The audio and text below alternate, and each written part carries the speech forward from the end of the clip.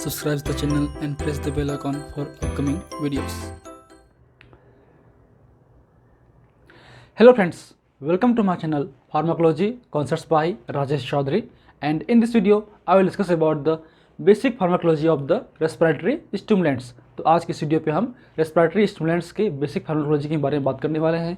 बात करें इस टॉपिक की तो ये टॉपिक आपके B pharmacy 6 semester pharmacology 3 unit number 1 का चैप्टर नंबर 5 है। And if you want to watch my previous videos regarding the pharmacology and medicinal chemistry for the B pharm 6 semester, you can check description box below और by using this link. इसके अलावा अगर आपको notes चाहिए तो मैं अपने notes मेरी वेबसाइट www.pharmacyconcepts.in पे अपलोड करता हूँ, वहाँ से आप नोट्स कलेक्ट कर सकते हैं। So let start the topic.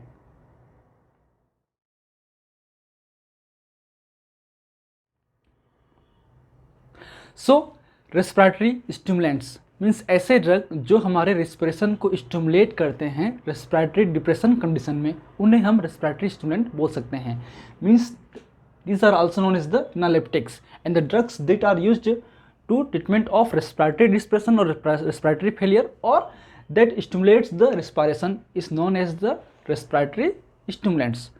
बात करें हम इन ड्रग्स की तो इनका जो बेसिक यूजेस है वो आपके रेस्पिरेटरी डिप्रेशन पे, रेस्पिरेटरी फेलियर पे, कोमा पे, इन्फेंट पे, क्रोनिक ऑब्स्ट्रक्टिव पल्मोनरी डिसीज पे, सीओपीडी पे हम करते हैं, जहाँ पे हमको रेस्पिरेशन को स्टिमुलेशन करने की ज़रूरत होती है। बट ये ड्रग बहुत ही डेंजर भी होते हैं क्योंकि इनकी जो सेफ्टी ऑफ मार्जिन है बहुत ही कम होता है। इनका यूज़ बहुत ही प्रिकॉशनली आपके हॉस्पिटलाइज्ड कंडीशन में ही होते हैं। बेसिकली बात करें इनके ड्रग्स की तो इनका जो ड्रग्स हैं वो आपके आते हैं डॉक्साप्राम, कैफीन, मोडाफिनिल, पेरिथिकामाइड और एलमिट्रिन। आपके जो क्रेडिट त्रिपाठी में है केवल एक ही ड्रग दिया हुआ है, वो है आपका डॉक्साप्राम। इसके अलावा भी बहुत सारे और ड्रग यूज़ करते हैं मार्केट पे। हम बहुत सारे जो ऑनलाइन कंटेंट हैं उससे हमने ये वीडियो तैयार किया है। And they stimulate the respiration at sub convulsive dose. इनका जो डोज है वो सब कन्वल्सिव होता है। मैक्सिमम टाइम पे इसको हम IV के रूप में लेते हैं और ओरल भी इसको हम ले सकते हैं। ठीक है, तो बात करें पहले 1 बाय 1। तो जो फर्स्ट ड्रग है जो इंपॉर्टेंट है वो है आपका डॉक्साप्राम। इस टॉपिक से शॉर्ट क्वेश्चंस या फिर ऑब्जेक्टिव बेस्ड क्वेश्चंस ही बनते हैं, लॉन्ग क्वेश्चन नहीं आएगा। आप ड्रग के नाम याद रखिए, ये डायरेक्टली आपके ऑब्जेक्टिव बेस्ड क्वेश्चन में जीपीएट में पूछे जाते हैं कौन सा ड्रग हम रेस्पिरेटरी स्टिमुलेंट्स के रूप में करते हैं। और ये सारे ड्रग कहीं ना कहीं CNS स्टिमुलेंट भी हैं, क्योंकि अल्टीमेटली ये जो हमारे बॉडी के अंदर में जो रेस्पिरेटरी सिस्टम है, जो रेस्पिरेटरी सेंटर्स हैं CNS में, पेरिफेरल नर्वस सिस्टम्स में, उनको एक्टिवेट करते हैं, जिसके थ्रू रेस्पिरेशन जो है इन्हेंस होता है, स्टिमुलेट होता है। ठीक है, बात करें डॉक्साप्राम की। So it stimulates both centrally and peripherally chemoreceptors which located at the medulla and the carotid artery। जो रेस्पिरेटरी सेंटर्स हैं वो हमारे सेंट्रली और पेरिफेरली दोनों जगह पे होते हैं। ये बेसिकली आपके सीनस के अंदर में जो मेडुला है वहाँ पे होता है और उन पे होते हैं कीमोरिसेप्टर्स।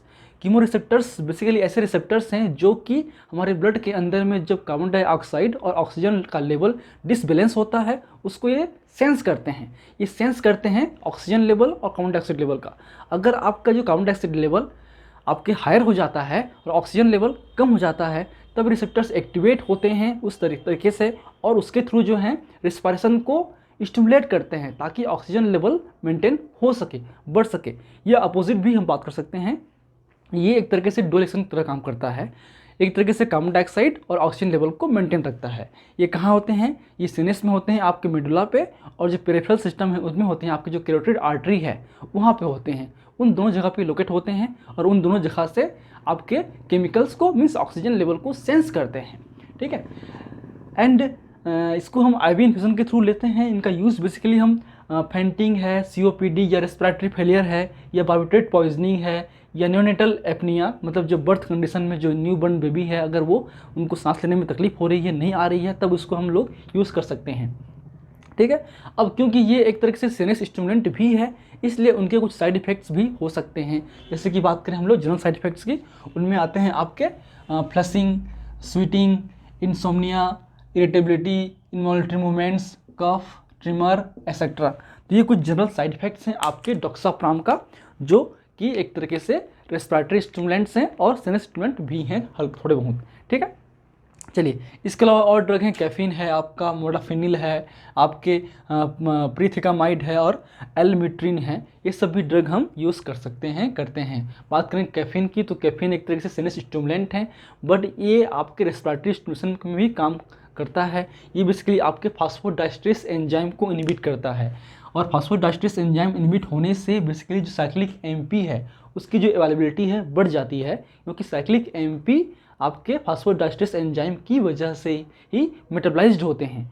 तो ये एंजाइम इनहिबिट होने की वजह से आपका साइक्लिक एमपी की जो मेटाबॉलिज्म है वो नहीं हो पाता, उनकी जो अवेलेबिलिटी है बढ़ जाती है। अगर वो मेडुलरी एरिया पे अवेलेबिलिटी बढ़ी तो वहाँ पे cyclic MP dependent pathway activate होंगे, उसके थ्रू जो आपका जो कीमो रिसेप्टर्स हैं वो एक्टिवेट होते हैं, वो आपके कार्बन डाइऑक्साइड लेवल को सेंस करते हैं और उसके तरीके से आपके रेस्पिरेशन को वो स्टिमुलेट करते हैं। तो ये बेसिक मोड ऑफ एक्शन है आपका कैफीन का in the relation of the respiratory stimulants. इसके बाद नेक्स्ट ड्रग है आपका मोडाफिनिल। जो मोडाफिनिल है एक्चुअली में वो आपका रेस्पिरेटरी स्टिमुलेंट के रूप में यूज़ नहीं होता है, वो बेसिकली आपका नार्कोलेप्सी या स्लीप वेक डिसऑर्डर्स में यूज़ करते हैं। ये एक तरीके से सिनस स्टिमुलेंट हैं और ये आपका डोपामिन रीअपटेक इनहिबिटर्स है।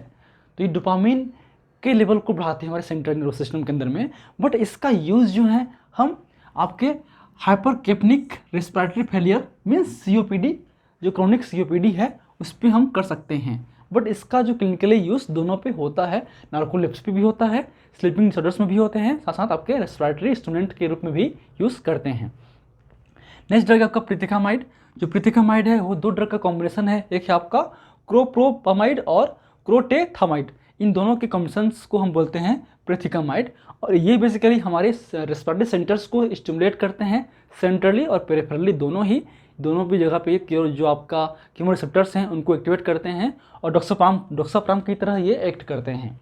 नेक्स्ट है आपका एलमिट्रिन। एलमिट्रिन बेसिकली जो पेरिफेरल सिस्टम है, पेरिफेरल नर्वस सिस्टम के अंदर में जो कैरोटिड या पेरिफेरली जो कीमो रिसेप्टर्स हैं जो आपके होते हैं कहाँ पे, कैरोटिड आर्टरी पे, उसको एक्टिवेट करते हैं, उसके थ्रू रेस्पिरेशन को स्टिमुलेट करते हैं।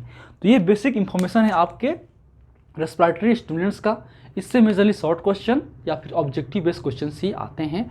इनके ड्रग के नाम, मोड ऑफ एक्शन आप याद रखिए, उतना ही काफ़ी होगा। And if you want to know this lecture, please take a screenshot in last. Thank you, keep watching.